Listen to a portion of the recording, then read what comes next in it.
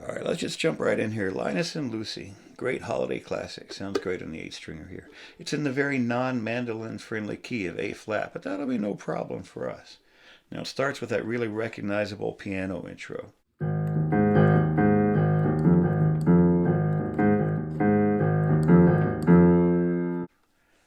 And while this guy here, while deep rolling bass notes is not exactly his forte, we can approximate that pretty well.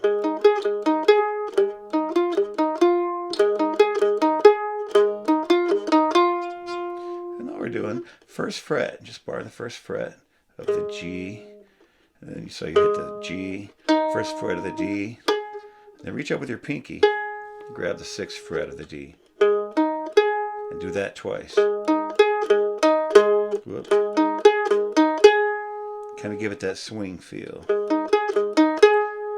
Now you'll just do that again, but you're just going to reach up and grab the 3rd fret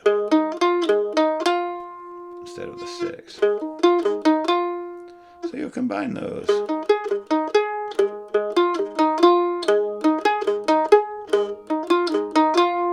Then we'll kind of move into this verse, I guess kind of the main theme of the thing here.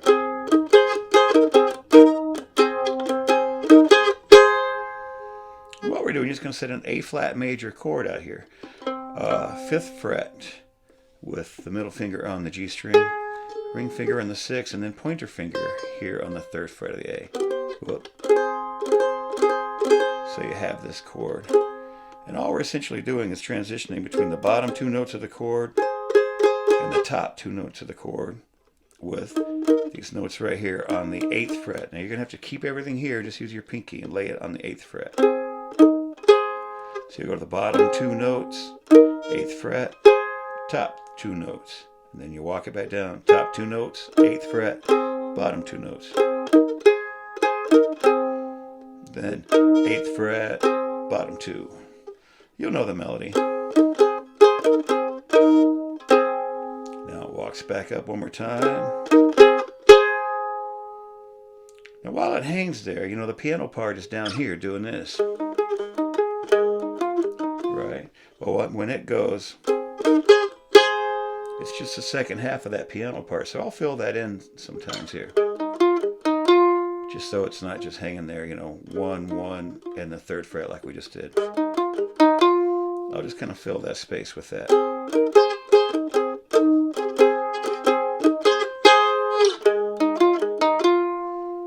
Now, you know, repeats.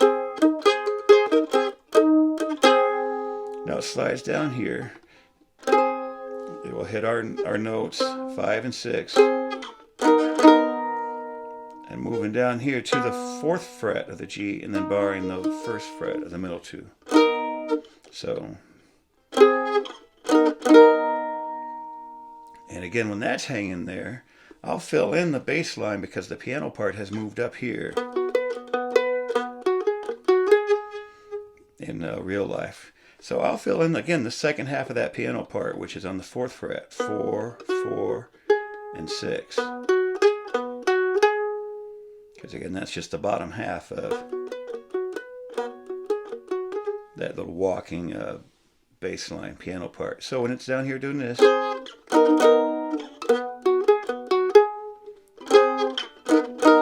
do that twice.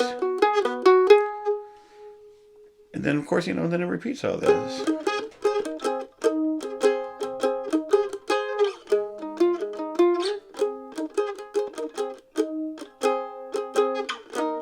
Up here in the 4.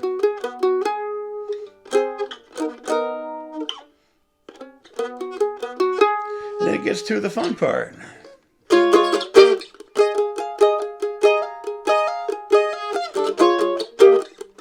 This part here, and all we're going to do is go up from a C. It's a C sharp chord. So 1st fret on the G, 3rd on the A, 4th, or 3rd on the D, sorry, 4th on the A.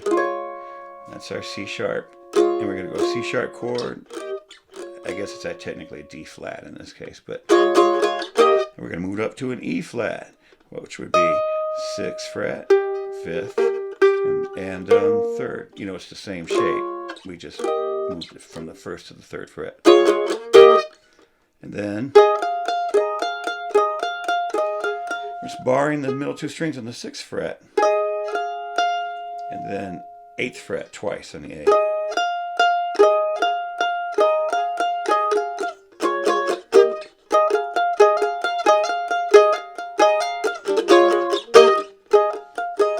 I forget if he does it 3 or 4 times in the real song.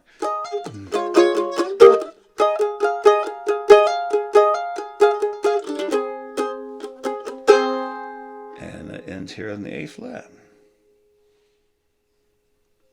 One thing I like to do a lot of times is take melodies and move them up an octave and just kind of play around with them. And that really sounds great on this song because, you know, the piano really does go up an octave and plays the same melody.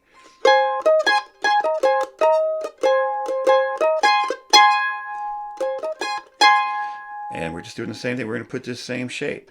Here we've got the 11th fret on the A, 10th fret on the D, and 8th fret on the high E. So you have this chord, it's just up an octave. And we're just going to do the same thing, going back and forth. And so you're going to have to, and it gets tricky because the frets are pretty close together up here. But if you lay your pinky across the 13th fret of the middle two strings, and then you can do that back and forth thing.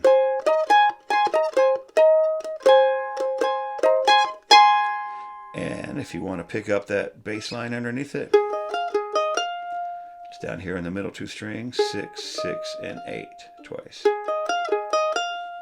So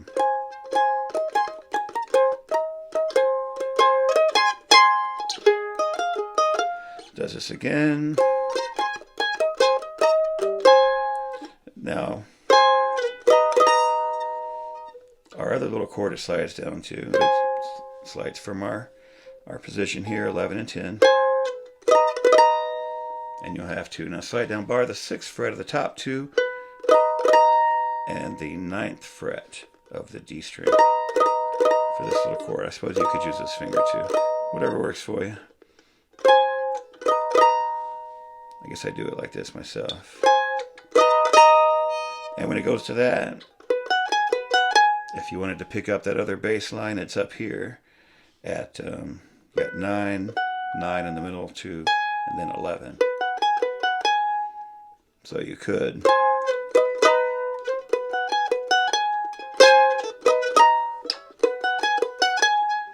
And that would lead us up to same thing.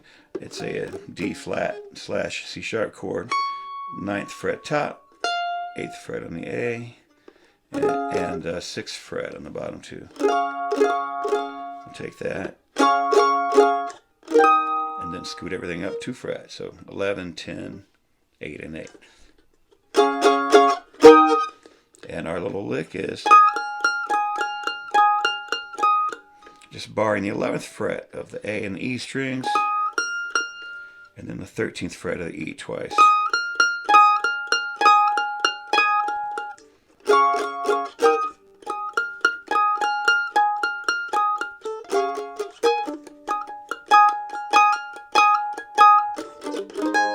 And I like to come down here, end it on a big, just a plain A major chord, 4, 2, 1, and 1. All right, one more time just for fun. Let's rip through the whole thing, the low version and the high version. We'll call her good, huh? So here goes one more time for the road.